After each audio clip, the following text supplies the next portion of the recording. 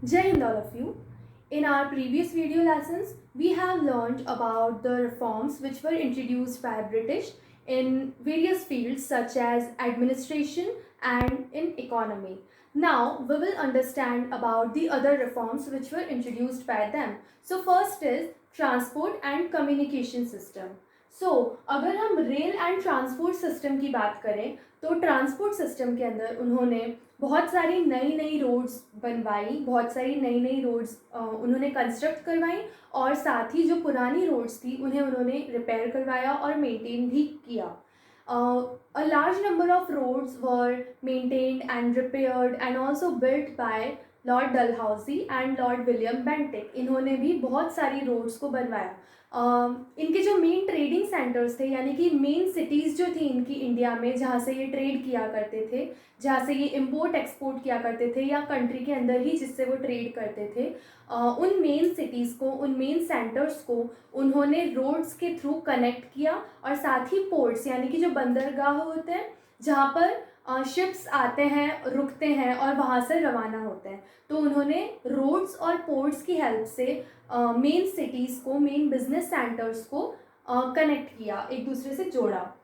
अगर हम post and telegraph system की बात करें तो लॉर्ड डलहौजी ने इंडिया में सबसे पहले modern post and telegraph system introduce किया था. यानी कि जो डाक व्यवस्था होती है जिससे हम चिट्ठी लिखकर, लेटर्स लिखकर एक जगह से दूसरी जगह भेजते हैं, वो मॉडर्न सिस्टम लॉर्ड डलहौजी ने इंडिया में इंट्रोड्यूस किया था. और जो सबसे पहली टेलीग्राफ लाइन थी वो कैलकटा से आगरा के बीच में डली थी. अगर हम रेल ट्रांसपोर्ट की बात करें तो इंडिया की सबसे पहली रेलवे लाइन यानी कि सबसे पहली जो ट्रेन चली थी वो चली थी बॉम्बे से थाने. बॉम्बे टू थाने हमारी फर्स्ट ट्रेन चली थी जो कि 1853 में स्टार्ट हुई थी. सबसे पहले 1853 में वो स्टार्ट हुई थी. So these were some of the reforms in transport communication system. लेकिन ये जो रिफॉर्म्स हुए थे, ये जो डेवलपमेंट हुआ था इस फील्ड में, ये ब्रिटिश ने अपने फ़ायदे के लिए किया था. उन्हें ये नहीं था कि उन्हें इंडिया का डेवलपमेंट करना था, बल्कि उनका मेन कंसर्न ये था कि अगर उनको अपनी कंट्री से यानी कि इंग्लैंड से इंडिया में कोई मैसेज भेजना हो या इंडिया से इंग्लैंड में कोई मैसेज भेजना हो अपने ऑफिसर्स को या फिर गवर्नमेंट एम्प्लॉयज़ को, या फिर इंडिया में ही उन्होंने इतना वास्ट एम्पायर फैला रखा था, इस्टेब्लिश कर रखा था, तो उन्हें एक जगह से दूसरी जगह मैसेजेस भेजने में कंफर्ट हो, ईजीनेस हो, इसलिए उन्होंने ये transport and communication system establish किया था. साथ ही जो इंटीरियर पार्ट्स थे इंडिया के जो बिल्कुल अनअप्रोचेबल थे, यानी वहाँ के बारे में कोई जानता ही नहीं था, वहाँ कोई जाता ही नहीं था, उस जगह के बारे में किसी को कुछ पता ही नहीं रहता था कि क्या हो रहा है, क्या होता है, तो ऐसी जगह पर भी वो पहुँचने में सक्सेसफुल हो गए because of the development in transport and communication system. और इसके अलावा ब्रिटिश जो अपनी आर्मी के लिए आर्म्स एंड एम्यूनेशंस यानी अपनी आर्मी में वो जो हथियार वगैरह, जो भी तोपें वगैरह होती थी, उसको इधर से उधर ट्रांसपोर्ट करने के लिए, लेकर जाने के लिए वो उन्होंने ये सब चीज़ें डेवलप की थी. लेकिन भले ही उन्होंने खुद के फ़ायदे के लिए ये सब चीज़ें डेवलप की थी, बट इसका फ़ायदा इंडियंस को भी हुआ था. बिकॉज मैंने भी जैसे बताया, जो अनअप्रोचेबल पार्ट्स थे कंट्री के वो भी अप्रोचेबल हो गए, यानी कि उन जगहों के बारे में भी हमें पता चलने लग गया. प्लस बाहर की कंट्रीज़, जो वेस्टर्न कंट्रीज़ थी, वहाँ के बारे में भी हमें बहुत सारी नॉलेज, बहुत सारी इन्फॉर्मेशंस मिलने लग गई. तो एक तरह से ये इंडियंस का फ़ायदा ही था बिकॉज वेस्टर्न थॉट्स का या फिर मॉडर्नाइजेशन का स्प्रेड इंडिया में भी हो रहा था बिकॉज ऑफ दिस रिफॉर्म. अब अगर हम सोशल रिफॉर्म्स की बात करें तो 18th और 19th सेंचुरी में इंडियन सोसाइटी में बहुत सारे सोशल इवल्स थे, यानी कि बहुत सारी बुराइयां थी. रीति रिवाज यानी ट्रेडिशंस और कस्टम्स के नाम पर बहुत सारे इवल्स यहाँ पर प्रेवलेंट थे. फॉर एग्जांपल पर्दा सिस्टम, आपको घूंघट में रहना है, जो औरतें होती थी उनको घूंघट में या फिर बुर्के में रहना होता था, अपना चेहरा नहीं दिखाना होता था. चाइल्ड मैरिज, बाल विवाह, सती सिस्टम यानी कि अगर कोई मर गया इंसान तो उसके साथ उसकी वाइफ को भी जला दिया जाता था जिंदा, वो सती सिस्टम. इसके अलावा फीमेल इन्फेंटिसाइड, यानी कि कोई बच्ची पैदा होती थी, कोई लड़की पैदा होती थी तो उसको पैदा होते ही मार दिया जाता था, फीमेल इन्फेंटिसाइड। इसके अलावा फोर्स्ड विडोहुड, अगर कोई औरत सती नहीं होना चाहती थी तो उसको फोर्स किया जाता था कि तुम सारी ज़िंदगी विडो रहोगी, विधवा रहोगी, उसकी दोबारा से शादी नहीं हो सकती थी। तो ऐसे बहुत सारे ईवल्स थे, सोशल ईवल्स थे जो हमारी इंडियन सोसाइटी में थे। तो बहुत सारे जो गवर्नर जनरल्स थे उन्होंने लॉज पास किए, कानून बनाए कुछ सोशल इवल्स को ख़त्म करने के लिए, उनको एबॉलिश करने के लिए। और लेकिन ये वो अकेले नहीं कर सकते थे क्योंकि वो बाहर से आए हुए लोग थे। अगर वो इंटरफेयर करेंगे हमारी सोसाइटी में तो यहाँ के लोगों को गुस्सा आएगा कि ये बाहर से आए हुए लोग हैं, हमारी सोसाइटी में क्यों इंटरफेयर कर रहे हैं, हमारे रीति रिवाज में क्यों टांग अड़ा रहे हैं। तो उनकी हेल्प करने के लिए बहुत सारे जो सोशल रिफॉर्मर्स थे, इंडिया के बहुत सारे ऐसे लोग थे जो पढ़े लिखे थे या तो बाहर से पढ़ के आए थे, उन्हें पता था कि ये सब बुराइयां हैं और ये बंद होनी चाहिए। तो उन्होंने भी अपने लेवल पर बहुत एफर्ट किए, बहुत उन्होंने प्रयास किए ताकि ये जो सोशल इवल्स थे वो हमारी सोसाइटी से हट जाए या ख़त्म हो जाए। तो इसीलिए बहुत सारे सोशल रिफॉर्मर्स, फॉर एग्जांपल राजा राम मोहन रॉय, जिन्होंने सती सिस्टम को एबॉलिश करने में एक बहुत इंपॉर्टेंट रोल प्ले किया था। इसके अलावा ईश्वर चंद्र विद्यासागर, जिन्होंने गर्ल्स एजुकेशन पर बहुत जोर दिया और विडो रीमैरिज पर यानी विधवा विवाह पर इन्होंने बहुत ज़्यादा प्रयास किया, इन्होंने एफर्ट किया था। इसके अलावा स्वामी दयानंद सरस्वती, रामकृष्ण परमहंस, ये कुछ ऐसे सोशल रिफॉर्मर्स थे जिन्होंने इंडियन सोसाइटी को बुराइयों से मुक्त करने का प्रयास किया और कुछ रिफॉर्म्स लाने की कोशिश की। तो इन रिफॉर्मर्स की हेल्प से जो गवर्नर जनरल्स थे उन्होंने कुछ कानून बनाए। फॉर एग्जांपल लॉर्ड वेलेस्ले ने एक कानून पास किया, एक लॉ पास किया जिससे कि फीमेल इन्फेंटिसाइड यानी लड़कियों को पैदा होते ही जो मार दिया जाता था उसको एबॉलिश किया गया। एबॉलिश मतलब ख़त्म किया गया। 1829 में राजा राम मोहन रॉय की हेल्प से विलियम बैंटिक जो गवर्नर जनरल थे उन्होंने एक लॉ पास किया जिसमें सती सिस्टम को एबॉलिश किया गया था, सती सिस्टम को ख़त्म किया गया था। इसके अलावा 1843 में स्लेव सिस्टम मतलब गुलाम, स्लेव मतलब होता है गुलाम। तो उस टाइम पर ये एक और बुराई थी हमारी सोसाइटी में कि जो गरीब पेरेंट्स होते थे, गरीब माँ बाप होते थे, वो अपने बच्चों को बेच दिया करते थे गुलाम के तौर पर। तो इस सिस्टम को भी एबॉलिश किया गया था एक लॉ के द्वारा। तो इस तरह से हम देखते हैं कि बहुत सारे सोशल रिफॉर्मर्स जो हुए इंडिया के, उन्होंने बहुत एफर्ट किए थे सोसाइटी को अच्छा बनाने के लिए, सोसाइटी में अच्छे रिफॉर्म्स लाने के लिए, और उसमें बहुत सारे काम भी हुए थे जिसमें उस टाइम के जो गवर्नर जनरल्स थे उन्होंने भी हेल्प की। नाउ हमने इतनी सारी चीज़ों में अलग अलग रिफॉर्म्स पढ़ लिए, इतनी सारी फील्ड्स में रिफॉर्म्स पढ़ लिए जो ब्रिटिश ने इंट्रोड्यूस किए थे। What about the education? Education में भी क्या कोई रिफॉर्म हुआ था? यस, एजुकेशन में एक बहुत बड़ा रिफॉर्म ब्रिटिश ने किया था। How? Prior to British East India Company के आने से पहले या ब्रिटिश के इंडिया आने से पहले से जो एजुकेशन सिस्टम चला आ रहा था इंडिया का, वो कुछ ऐसा था कि जो प्राइमरी एजुकेशन होती थी, जो छोटे बच्चे होते थे जो स्कूल जाना स्टार्ट करते थे, छोटी क्लास तक पढ़ते थे, उनके लिए मदरसा होते थे या फिर गुरुकुल हुआ करते थे। वहाँ पर वो अपनी पढ़ाई करते थे और उन्हें बेसिकली रिलीजन के ऊपर टीचिंग दी जाती थी, धर्म के ऊपर। अगर वो मदरसा जाएंगे तो उनको इस्लाम के ऊपर टीचिंग्स दी जाएगी, सिखाया जाएगा इस्लाम की बातें। और अगर वो गुरुकुल में जाते थे या किसी हिंदू इंस्टीट्यूशन में जाते थे तो उनको हिंदू धर्म की बातें सिखाई जाती थी, because these were the two major religion of India. तो प्राइमरी लेवल पर ये एजुकेशन होती थी, उन्हें मैथमेटिक्स सिखाया जाता था। इसके अलावा उन्हें जो एजुकेशन दी जाती थी उसका मीडियम क्या था?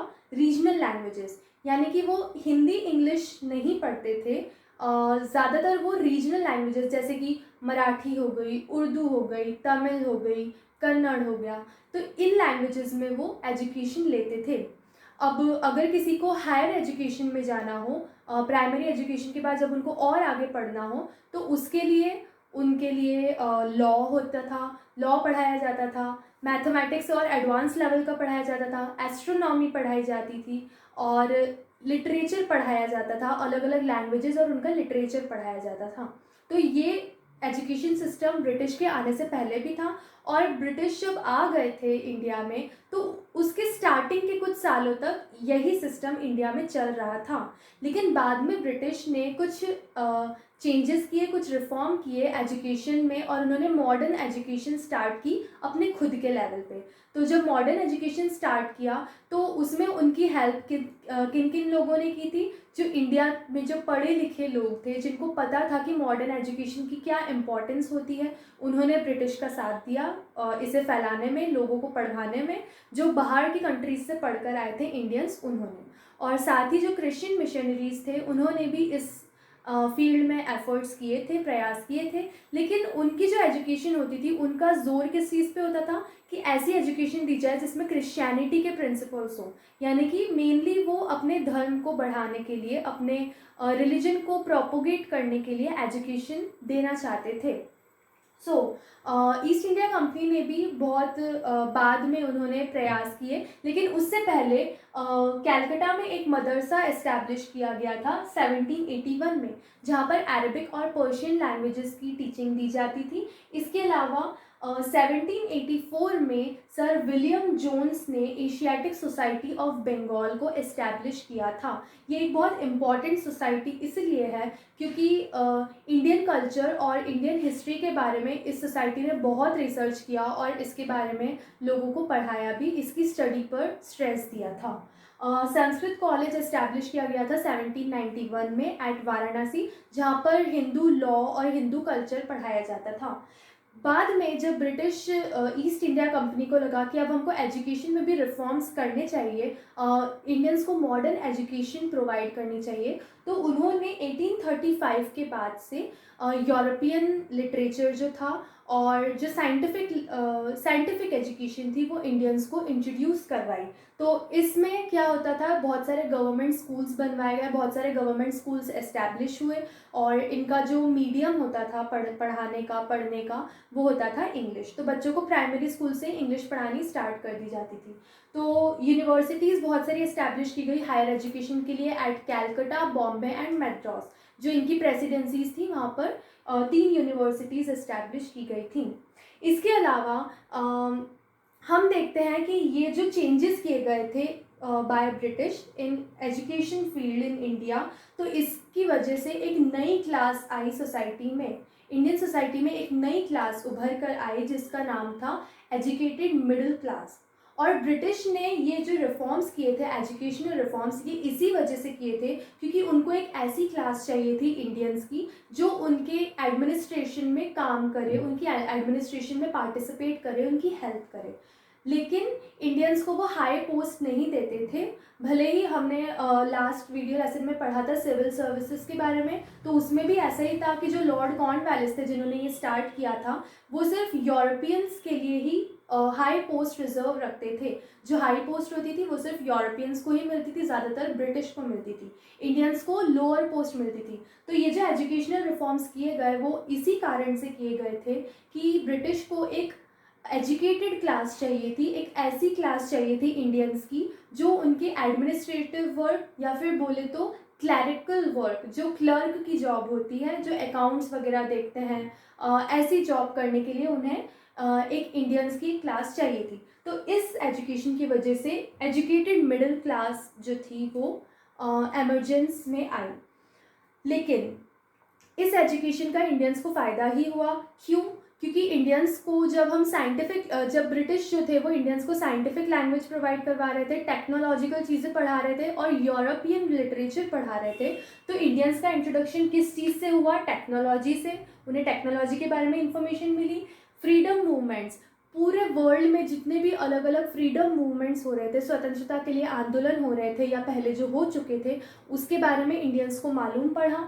इसके अलावा डेमोक्रेसी क्या होती है, लोकतंत्र क्या होता है, इक्वालिटी यानी कि समानता क्या होती है, नेशनलिज्म यानी कि देशभक्ति की भावना क्या होती है, वेस्टर्न फिलॉसफीज़, जो वेस्टर्न कंट्रीज़ में जो फिलॉसफीज़ चलती थी उस टाइम पर, उनसे उनका इंट्रोडक्शन हुआ। और रेवोल्यूशंस यानी कि पूरे वर्ल्ड में किन चीज़ों को लेकर अलग अलग रेवोल्यूशंस हुए, अलग अलग क्रांतियाँ हुई, इन सब चीज़ों से इंडियंस इंट्रोड्यूस हुए।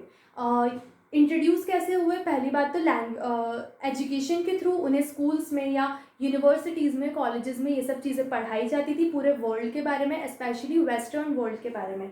इसके अलावा प्रेस और कम्युनिकेशन उस टाइम पर बहुत डेवलप था। लोग एक जगह से दूसरी जगह पर अपने विचारों का आदान प्रदान, जिसे हम कम्युनिकेशन बोलते हैं, वो कर सकते थे। तो इसकी हेल्प से उन्हें बहुत आसानी होती थी दूसरी कंट्री के बारे में जानने में या एक दूसरे से बातचीत करने में। इसके अलावा प्रेस, उस टाइम पे प्रिंटिंग प्रेस भी डेवलप, उस टाइम पे प्रिंटिंग प्रेस का इन्वेंशन बहुत पहले हो चुका था। तो बहुत सारी बुक्स आती थी, बहुत सारी मैगजीन्स आती थी, न्यूज़पेपर्स आते थे, जिनके थ्रू इंडियंस का इंट्रोडक्शन इन सभी चीज़ों से हुआ।